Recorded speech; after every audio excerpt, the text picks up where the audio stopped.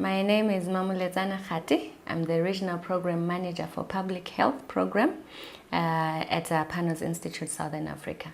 So Panos is a regional communications for development organization. What we look into, or our mission, is to amplify the voices of the poor and the marginalized to be able to drive and shape their development.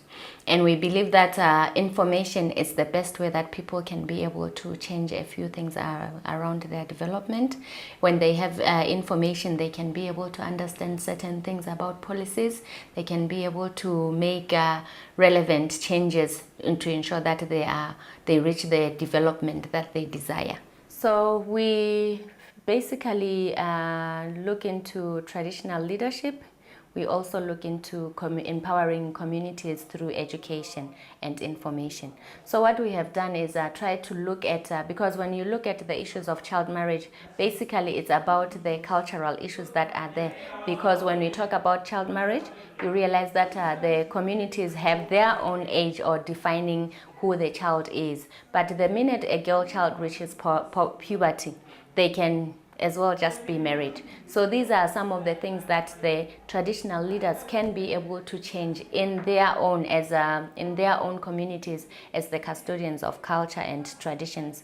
So we also work through community discussions. We work with the parents, we work with schools, and we try to also talk about issues of education policies, why it is important to educate the girl child, so that at least at the end of the day, the girls also have equal opportunities as the boys. I think it is important to educate a girl child because we have a belief that when a woman is educated, they can be able to improve their opportunities, but also they can be able to improve their economic status, they can be able to improve their lives. Because, for example, education is not only about being able to know how to read and write, but when you're educated, you will even find that more women that are educated, they're able to take good care of themselves in relation to children spacing, in relation to maternal and child health issues.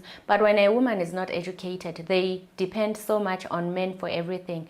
I know that as much as we talk about even in the Sustainable Development Goals, we talk about gender equality and such issues.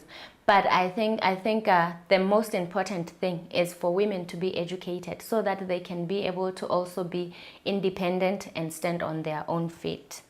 Yes, that still happens, especially in the rural areas, because you find that, first of all, girl children still have a lot of chores that makes it difficult for them to cope in class. For example, if you're a girl child, you have to go to the well, get water, prepare shima for breakfast for everyone. But also when you come back from school, you're still tired and you can't, they can't get to do their homeworks and everything because they still have to cook dinner and they still have to do what.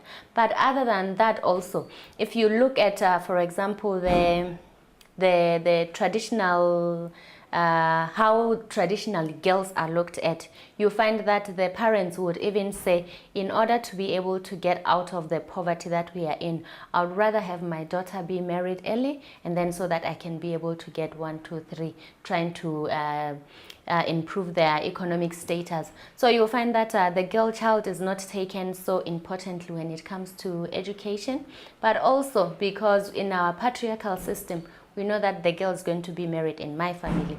So even if they are not educated, that is the problem of my son and my family. But if my son is educated, they'll be able to improve the family more than when it's a girl. So that is still the situation. So child marriage is still happening. Like I mentioned at the beginning, that we even had a program that was on ending child marriage, because I said what we do is to use the media. So that program was about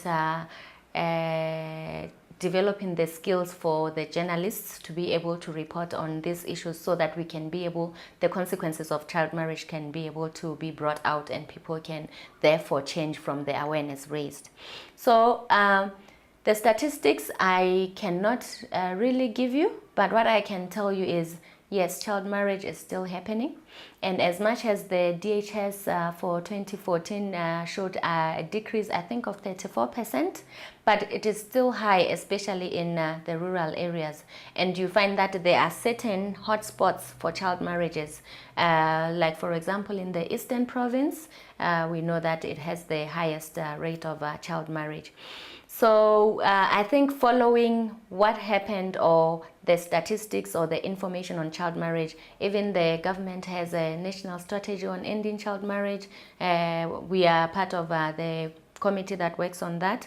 And there's also a network for civil society that are working towards ending child marriage. So I think as Zambia, there are strategies that are really trying to work hard to ensure that the girl child, because you'll find that as much as it's child, but it's usually girl child who is mostly affected by child marriage. Like I mentioned, that we try to amplify the voices of the poor and marginalized. When we talk about those, we talk about socially marginalized people, we talk about geographically marginalized people, that are those that are far from services and such things.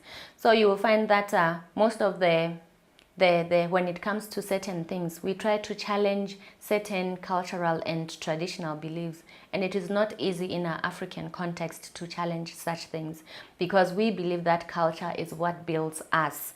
It is through the culture that we are able to identify ourselves. So it becomes a challenge to be able to not only raise awareness, but to be able to advocate for changes in cultural issues. That is why in the beginning I mentioned that we realized that through engaging traditional leaders, we are able to gain an entry into the communities, but also entry into challenging the cultural issues, because you find that most of the inequalities, even the gender gap that we have, it's basically mostly because of the socio-economic and cultural barriers that are there in the communities. So those are mostly the major challenges for people to be able to understand and realize that culture, as much as defines who we are and gives us a sense of belonging, it still is dynamic, and we have to look at what is happening today in relation to how can we be able to improve the future for the girl child.